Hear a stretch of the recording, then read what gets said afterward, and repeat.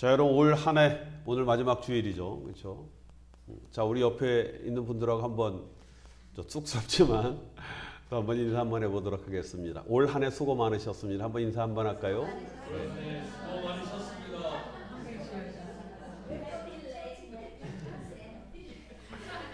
내가 뭐 옛날에 부흥 목사님들 오시면 꼭 옆에 있는 분들하고 인사하라고 막 그러고 뭐 목소리가 작다는 좀 크게 하라고 그러면 저는 왜 이렇게 그게 쑥스러웠는지, 그래서 저는 이제 목회할 때 절대 안 그러겠다라고 했는데 저도 별 수 없네요. 뭐.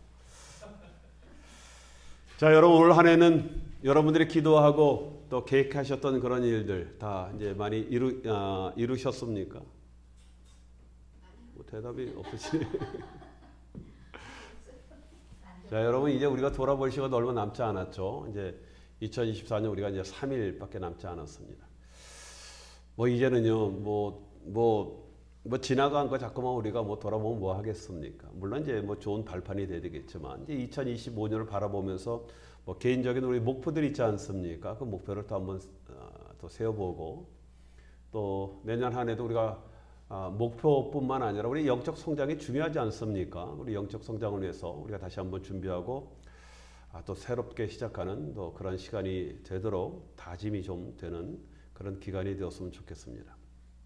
여러분 옛날에는요 좀 새해가 오는 것이 참 기대가 되었거든요. 그렇죠? 그래서 올해 좀 빨리 갔으면 좋겠다. 왜냐하면 올해 봄이 돌아보면 좀 뭔가 부질부질하고 게을르고 제대로 된 게 없거든요. 그러니까 올해 빨리 가고 새해가 오면 내가 새로운 결심과 희망을 가지고 새롭게 시작해야지 뭐 이런 기억들이 좀 있었거든요. 그렇죠? 뭐 그러다 보니까 이제 다이어리를 사서 새로 계획을 짜고 뭐 새로운 시작을 다짐을 하지 않습니까? 뭐 항상 다이어리 이렇게 보면은 앞에 몇 장만 있고 뒤에는 깨끗한 항상 그 다이어리만 남게 되어지는 그런 경우. 저희 집도 지금 가면요 다이어리 굉장히 많습니다. 여러분 원하시면 제가 공짜로 드릴게요. 다 지나간 거 앞에 몇 장만 쓴 겁니다. 요즘은 그냥 또 한 해가 가는구나. 또 한 살 먹네라는 생각을 하면서 여러분 한 해를 보내고 정말 새해를 덤덤하게 맞이하지 않습니까? 그렇죠? 여러분 그러면 안 되죠. 그렇죠? 그러면 안 됩니다. 왜 그러냐면 지금 여러분 이제 100세 시대거든요. 뭐 옛날 같았으면은 제 나이만 돼도 이제 살 만큼 살지 않았습니까? 근데 뭐 지금 100세인데 뭐 따지면 지금 해야 할 일이 창창합니다. 그러니까 이제는요. 제가 볼 때 우리 교회 교인들 어느 누구로 보셔더라도 새해를 그냥 또 한 해가 오는구나 라고 덤덤히 맞이하시면은 안 됩니다. 그렇죠? 자, 여러분 우리의 경험상 살아보니까요. 이번 해가 또 저 해 같고 저 해가 이번 해 같다는 그런 생각으로 특별한 기대 없이 계획 없이 새해를 맞이하는 그런 경우가 많이 있지 않습니까? 그렇죠? 자, 여러분 새해도 주님의 인도하심에 따라 모든 것을 운명적으로 받아들이고 내가 이제 순종하며 살겠다라고 혹시 여러분 생각하고 계시는 분은 아닌지 여러분 제가 한번 여러분들에게 좀 묻습니다. 여러분 새해도 내가 그냥 나에게 닥치는 모든 것들이 내 운명이고 내 팔자고 내 삶이니까 그냥 내가 덤덤히 받아들이고 또 새로운 해도 그냥 내가 그냥 순종하며 살겠다. 혹시 여러분 그렇게 생각하고 계신지 아는지요? 그죠? 제 질문이 좀 저도 하지만 좀 이게 아리까리하네요. 그죠? 그렇습니다라고 대답을 할래니 뭔가 이게 좀 말이 꼬이는 것 같고, 그죠? 자, 여러분 선교학적으로 이렇게 보면 템포리 윈도우가 있습니다. 그죠? 그 템포리 윈도우, 위도 경도 10도, 40도 그 사이에 들어오는 이제 국가들, 지역들을 이제 템포리 윈도우라고 해서 이제 선교 집중 어떤 전략 지역으로 삼는 그런 곳이 있습니다. 보면요. 특징이 있죠. 경제적으로 가난한 국가들이 주로 모여 사는 그런 곳입니다. 근데 대부분 보면요. 그 지역이 복음이 들어가 있지 않은 그런 지역입니다. 그러다 보니까 템포리 윈도우로 이제 지정이 되어 있죠. 자, 여러분 복음이 희박한 지역, 예수를 잘 믿지 않는 지역, 우리 편하게 얘기하면 몇 가지 특징 중에 가장 큰 특징 하나가 뭡니까? 가난하다는 겁니다. 가난해요. 그렇죠? 물론 예외를 있어요. 그렇죠?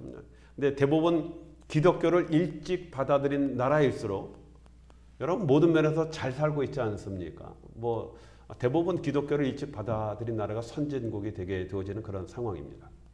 자, 여러분 우리나라도 어떻게 보면 템포리 윈도우 그저 끝자락에 겨우 걸쳐 있거든요. 그죠? 우리나라는 뭐 한 복음을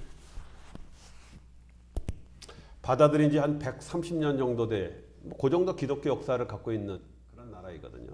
그럼에도 불구하고 교회 성장과 더불어서 경제, 국방이 성장한 특별한 그런 나라가 대한민국이다라고 말씀을 드릴 수가 있습니다.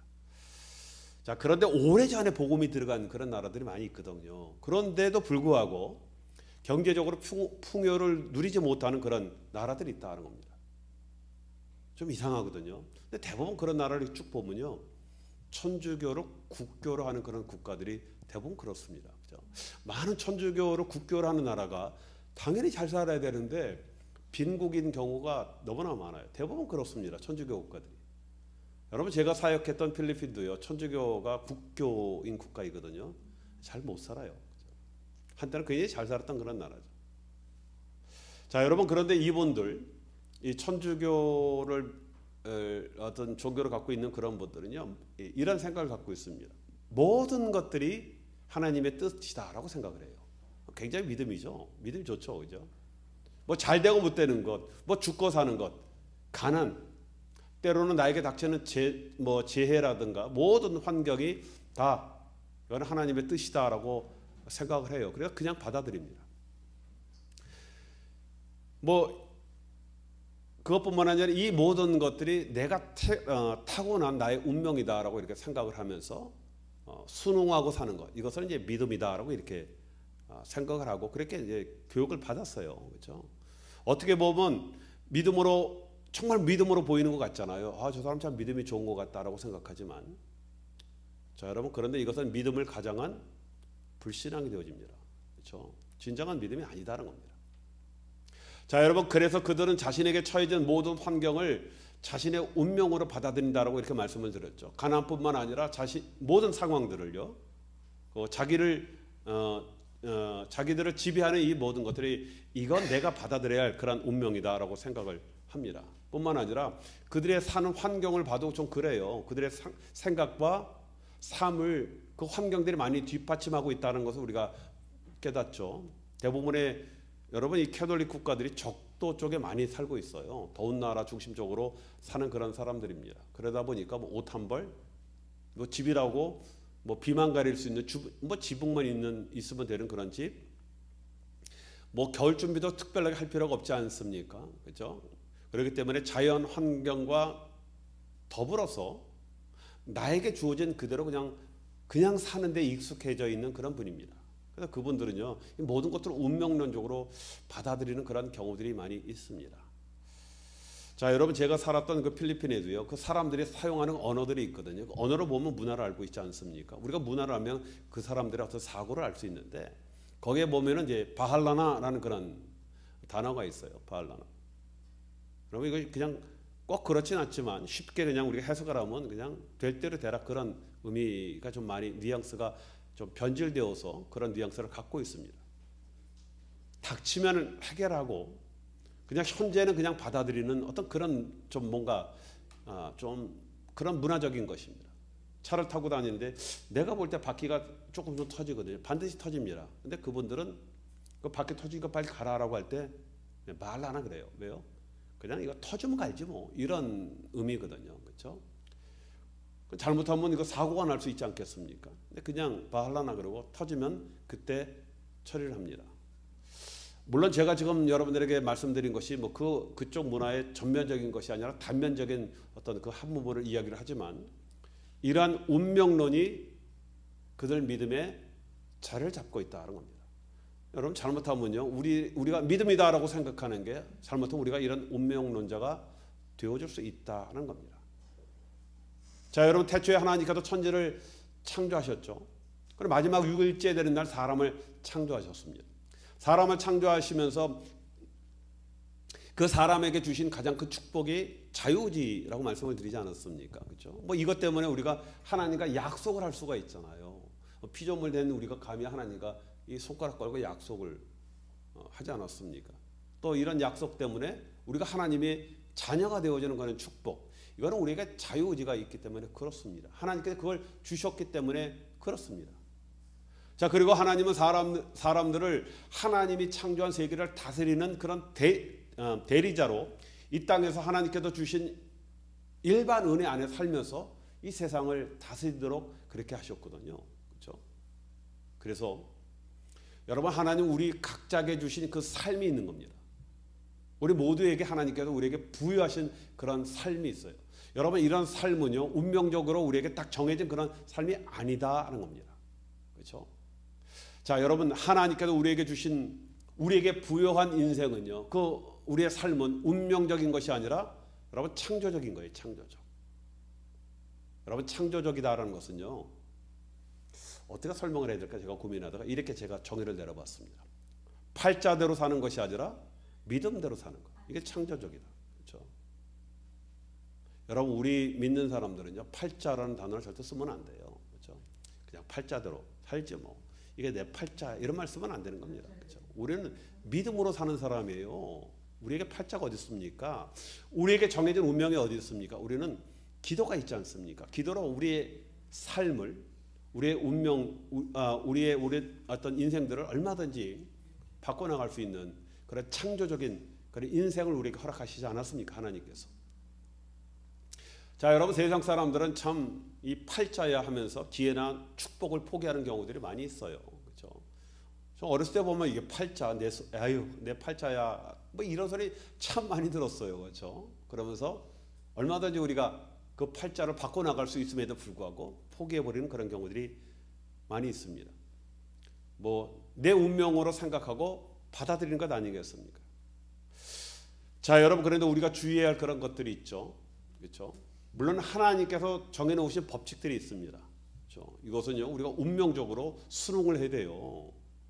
그렇죠? 여러분, 이제 뭐 하나님 앞에 갈 때가 되면 가야죠. 안 가겠다고 뭐 우리가 버팅긴다고 뭐 되겠습니까? 이런 법칙 안에 우리가 당연히 순종하지만 충분히 우리에게 주어진 기회가 있다면은 그 기회를 통해서 우리를 변화시키는 것이 굉장히 중요합니다. 자, 여러분, 또 이런 변화가 우리에게 다른 기회가 되게 되어진다라는 것입니다. 여러분, 우리가 잘 알고 있잖아요. 빌 게이츠가 그 얘기했잖아요. 자신의 성공 비결을 어떻게 설명을 했습니까? 그렇죠? 그 성공 그 비결을 설명할 때 여러분, change와 chance라는 단어를 썼죠. change에서 G자를 C로 바꾸면 chance가 되지 않습니까? 그렇죠? 자, 여러분, 비록 조그만 마음이지만 행동의 변화가 큰 기회를 가져올 수 있다라는 것을 성공의 비결로 말씀을 하고 있다는 겁니다. 자, 여러분, 그래서 우리가 우리의 마음을 운명론적인 것이 아니라 우리가 새해에도 우리가 내가 어떤 변화를 겪음으로 말미암아 하나님께서 주시는 그 어떤 기회를 내가 잡겠다라는 그런 마음을 가질 때 우리의 믿음대로 그렇게 되도록 하나님께서 역사하시고 그런 기회를 우리에게 허락을 하셨다는 겁니다. 자, 여러분, 예수님께서 마가복음 9장 23절에 보면 이렇게 말씀을 하셨잖아요. 자, 예수께서 이르시되 할 수 있거든이 무슨 말이냐? 믿는 자에게 능치 못할 일이 없느니라 라고 말씀을 하셨거든요. 자, 만약에 저와 여러분들의 우리의 삶이 운명적이다라고 하면 이 말씀을 하실 필요가 없거든요. 이 말씀 하실 필요가 없습니다.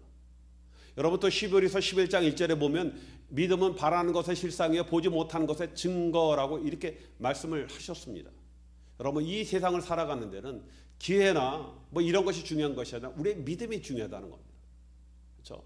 내가 비록 가지지 못하고 나에게 다른 사람들이 누리는 그런 것들을 비록 내가 쥐고 태어나지 못했다 하더라도 우리 안에 믿음이 있다라고 한다면 모든 것들을 창조해낼 수 있는 그런 능력과 권세를 하나님께서 주셨다는 것을 우리가 믿는 것 아니겠습니까? 여러분, 우리의 미래는요, 우리의 믿음으로 창조해 나가는 겁니다. 그렇죠? 아이, 목사님, 우리 지금 다 60 넘었는데 지금 뭔 얘기를 그렇게 또 얘기하십니까? 우리 그냥 이렇게 삽시다라고 생각을 하시면 안 된다니까요. 자, 우리 믿음으로 바라보며 최선을 다할 때 우리의 꿈과 소망이 현실이 됨을 우리가 믿음으로, 그렇죠?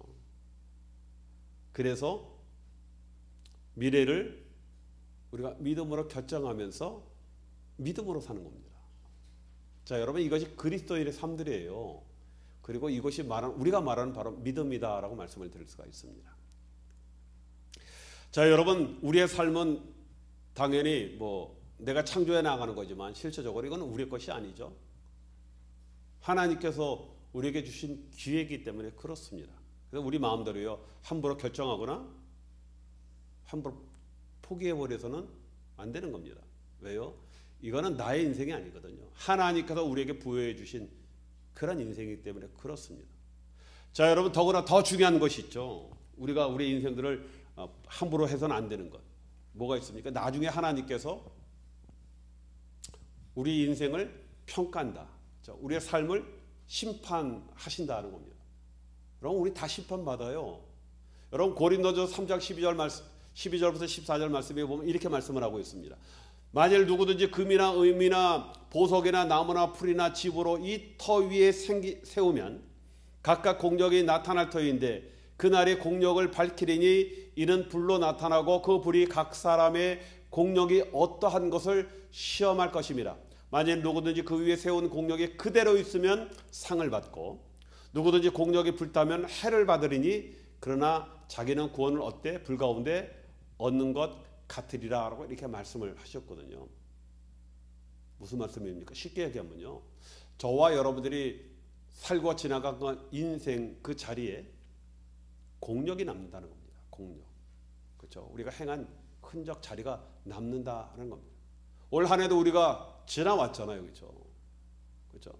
지나왔으니까 그 과거에 하라고 과거로 끝나는 것이 아니라 여기에 공력이 남게 되어진다는 겁니다. 우리가 행했던 그런 일들이 남게 되어진다는 겁니다. 여러분, 공력이라는 것은 문자적으로 해석하면 일, 행위, 노력 이런 뜻이거든요. 사람이 믿음 안에 쌓아 올린 모든 행위로서요.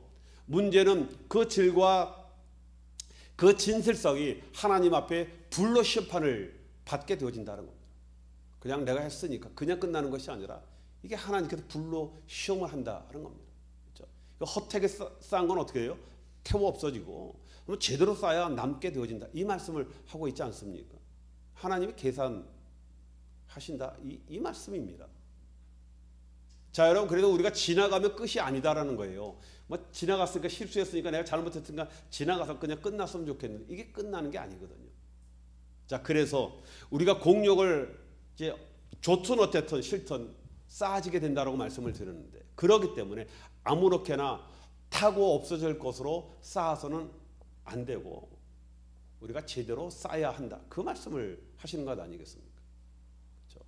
자, 그래서 여러분 23절에 이렇게 보면요, 이렇게 말씀을 하고 있습니다. 23절에 보면 또 약속하신 이는 미쁘시니 우리가 믿는 도리의 소망을 움직이지 말고 굳게 잡고 25절에 보면 서로 돌아와 보아 사랑과 선행을 격려하며 24절 25절에 보면 모이기를 피하는 어떤 사람들의 습관같이 하지 말고 오직 권하여 그날이 가까움을 볼수록 더욱 그리하자 이렇게 말씀을 하셨습니다. 자, 23절에 믿는 도리의 소망을 움직이지 말고 굳게 잡아라 이렇게 말씀을 하셨거든요. 여러분, 믿음을 굳게 잡으라라는 그 말씀입니다. 그래서 여러분, 첫 번째로 중요한 것은요, 우리의 모든 공력은 믿음 위에 쌓아야 한다 이 말씀을 하고 있는 겁니다. 믿음 위에 쌓아야 된다. 내가 정말 열심히 달렸거든요. 어떤 분들은 그렇게 해요. 그런 말씀을 합니다. 내가 정말 인생 열심히 살았건 내가 정말 내 최선을 다하고 잘 거 못 자고 그렇게 열심히 살았거든요. 이렇게 얘기를 하는데 정말 열심히 달렸는데, 그렇죠? 여러분, 근데 그 열심히 사는 것이 믿음 안에서 달리지 않았다라고 하면 너무 마음 아픈 일이지만 그건 허사가 되어지는 겁니다. 여러분, 우리가 교회 나와서 봉사하고 수고하는 것도요, 왜 합니까? 여기는 김 목사 좋아서 그런 거 아니잖아요. 우리 믿음 때문에 그런 것 아니겠습니까? 그렇죠? 물론 처음에는 교회 분위기와 사람들이 좋아서 교회 나오기도 해도요, 점점 믿음이 들어가게 되면 믿음 때문에 하게 되어지잖아요. 그렇죠?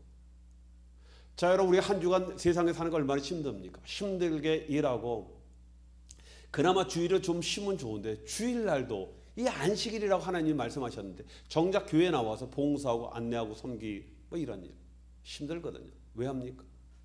믿음 때문에. 그렇죠? 여러분, 우리는 믿음 위에 공력을 쌓는 겁니다. 힘들지만, 그렇죠? 믿음 위에 행할 때 이것이 우리에게 제대로 된 공력이 되게 되어지고 공력으로 쌓여지게 되어진다는 겁니다. 자, 여러분 두 번째 공력 쌓는 것을 이렇게 보면 24절에 뭐라고 말씀하셨다고요? 오늘 말씀에 서로 돌아보아 사랑과 선행을 격려하라라고 말씀을 하셨습니다. 자, 여러분 여기서 서로 돌아본다. 그 얘기 뭡니까? 다른 사람만 이렇게 서로 봅니까? 서로는 건 다른 사람과 나잖아요. 나 역시 포함되어지는 것을 말씀을 하는 겁니다. 그렇죠? 자, 여러분 빌립보서 2장 4절에 이렇게 말씀을 하셨어요. 각각 자기의 일을 돌아볼 뿐더러 또한 각각 다른 사람들의 일을 돌아보아 나의 기쁨을 충만케 하라. 이렇게 말씀을 하셨거든요. 우리가 서로 보라라고 하셨는데 먼저 우리 자신을 돌아보고 또 다른 사람들을 돌아보는데 여러분 왜 돌아봅니까? 아이고 얼굴에 오늘 뭐 묻었어가 아니라 그렇죠? 사랑과 선행을 격려하기 위함이라는 겁니다. 사랑 그렇죠? 또 선행으로 격려하기 위해서 우리가 서로 돌아보라라고 말씀을 하고 있습니다. 자, 여러분 공력이 있는 분들은요. 사람들을 볼 때 부족함과 흠이 보이는 것이 아니라 그렇죠? 아, 그분의 칭찬할 것과 격려할 것이 생각나게 하고 그게 보이는 겁니다. 그렇죠? 그래서 그런 분들은 정말 공력이 딱 쌓여 있는 분, 공력이 세워진 분들은요. 살리고 세워주는데 항상 마음이 열려 있는 그런 분들입니다. 그렇죠? 자, 여러분 세계적인 테너로 알려진 카루소 여러분 잘 알죠? 나폴리의 가난한 집안에서 태어났거든요. 아버지가 엔지니어였거든요. 그래서 뭐 카루소는 아버지의 뜻 따라서 공장에 가서 기계공으로 이제 일을 했지만은 그 마음속에 성악가가 되고자 하는 그런 꿈이 있었거든요. 버릴 수가 없는 거예요. 가난하다 보니까 뭐 개인 레슨 받는 것이 이렇게 쉽지가 않았거든요. 자, 그에게 성악 레슨을 받을 기회가 주어졌습니다. 근데 첫 레슨 시간에 선생님이 카루소의 노래를 딱 듣고 처음에 야, 너는 성악보다는 그냥 공장 일 하는 게 낫겠다라고 이렇게 얘기를 했거든요. 이 어린 마에 얼마나 정말 실망이 되겠습니까? 크게 좌절해서 절망에 빠지지 않았습니까? 그 아들을요. 세계적인 테너로 만든 것이 그 어머니였어요. 그 어머니가 그 아들을 안으면서요. 아들아 너는 할 수 있다. 엄마가 도와줄 테니까 다시 한번 해봐라고 엄마의 그 격려와 끊임없는 그 후원 때문에 여러분 그가 세계적인 위대한 테너가 된 것 아니겠습니까? 여러분 격려가 이렇게 만든 것 아니겠습니까? 자, 여러분 우리는요 정말 공력이 있다, 정말 믿음이 있다, 내가 정말 믿음의 사람이다라고 한다면요 세워주는 그 마음속에 은혜가 넘치는 사람이 정말 공력이 쌓여 있는 분 아니겠습니까? 그렇죠? 넘어지게 하는 것이 아니라 여러분 세워주는 자가 되어지는 거예요. 저 여러분 우리 잘못하면요 이게 아무 생각 없이 우리가 말을 하거나 행동하다 보면은 되려 사람들을 넘어지게 하는 그런 일들이 많이 있지 않습니까? 그렇죠? 자, 여러분 우리 마음속 깊은 그러한 격려로 여러분 세워주는 자가 되어야 되는 겁니다. 부드럽고 또 사랑이 담긴 말과 행동으로서 여러분 서로를 돌아보는 것. 여러분 이것이 공력이에요. 여러분 이것이 정말 믿음입니다. 그렇죠? 자, 오늘 또 마지막으로 우리의 공력을 뭐라고 말씀하셨습니까? 모이게 힘쓰므로 그 공력이 쌓아지게 되는 것을 말씀을 하고 있습니다. 여러분 말세가 되어지면 무슨 현상이 있습니까? 뭐 시집장가 안 가는 것도 말세의 현상이다라고 성경은 말씀을 하고 있고 말세가 될수록 사람들이 모이기를 관심이 없는 거예요. 그렇죠? 전에는요 교회가 재밌었거든요. 모든 것들이 앞서가 있었습니다. 교회 가면 새로운 걸 배워 보지 못한 걸 봅니다. 그러니까 사람들이 참 많이 몰렸어요. 주일학교는요 전도할 필요도 없어요. 그냥 문만 열어놓으면 애들이 그냥 몰려들었고 가끔가다 북 하나 들고 그거 두들기고 돌면 애들이 그리고 허리에다 그 뭐죠 그 줄 같은 거 그 볏짚으로 짠 걸 뭐라고 그러죠? 아이고 큰일 났네. 예? 새끼 그렇죠? 그 안에 허리에다 메고 쭉 밀어놓으면 애들이 와서 그거 다 꼬무니 잡고 쫙 쫓아 들어오거든요. 그럴 때가 있었습니다. 오래된 그런 일들이 아니었거든요. 뭐 지금은요 뭐 오지 않아요. 세상에 정말 재미있고 볼 것, 놀 거 얼마나 많습니까? 그러니까 안 옵니다. 자, 여러분 우리는 영적 일에 관심을 가지고 영적 사람들과 함께 할 때 우리의 공력이 제대로 쌓여지는 겁니다. 여러분 세상에 나가면 여러분 공력 쌓여질 것 같죠? 안 그래요. 믿는 자들과 함께 하고 격려하고 위로하고 품어주고 그렇죠? 그렇게 하는 거예요. 그래야 우리의 공력이 쌓아집니다. 먼저 된 자들이요, 나중에 온 자들을 사랑하고 안아주고 품어주고 격려하고 그렇죠? 그렇게 해서 서로의 공력을 쌓도록 그렇게 하는 것, 이것이 진정한 믿음이다라고 말씀을 드릴 수가 있습니다. 자, 여러분 그러기 위해서 우리가 정말 모이게 힘써야 되지 않겠습니까? 그렇죠? 자, 여러분 내년에는요 더욱 교회 중심적으로 삶을 살기를 여러분 축원드리겠습니다. 자, 우리 옆에 있는 분들에게 한 번만 더 합시다. 좀 말을 한번 합시다. 요거요. 열심히 모읍시다. 한번 얘기 한번 할까요? 네. 어차피 한 김에 하나만 더 합시다. 격려로 세워주는 자가 됩시다. 네, 고맙습니다. 자, 우리 예수님께서 피값으로 다신 생명을 서로 또 여러분 세워주고 또 뿐만 아니라 우리가 공동체 안에 힘써 모임으로 또 우리의 공력을 더 든든하게 쌓아서 하나님의 영광 돌리는 저와 여러분이 되시길 주님의 이름으로 축원드리겠습니다.